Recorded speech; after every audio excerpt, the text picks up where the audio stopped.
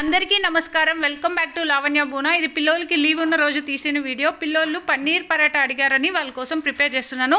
ముందుగా ఇలా పన్నీర్ని తురుముకొని వాటిలోకి బూనమ్మ కట్ చేసి ఇచ్చిన ఎర్రగడ్డలు వేసుకొని తగినంత గరం మసాలా, మటన్ మసాలా, పన్నీర్ మసాలా, ఉప్పు, కారం వేసుకొని బాగా కలుపుకొని కొద్దిగా కొత్తిమీర కూడా వేసుకొని ఉండల్లాగా కలుపుకొని పన్నీర్ స్టఫింగ్ రెడీ చేసి పెట్టుకున్నాము.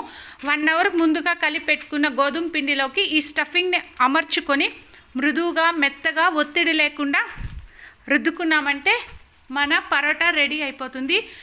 వంట చేయని వాళ్ళు కూడా చాలా ఈజీగా చేయొచ్చు, అంత సూపర్గా వచ్చినాయి. నేను కూడా పన్నీర్ పరోటా చేయడం ఫస్ట్ టైమే, కానీ చాలా సూపర్గా సాఫ్ట్గా వచ్చాయి.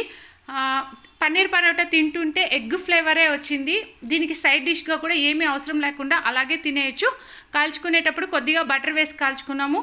మీరు ఒకసారి ట్రై చేయండి. Please subscribe.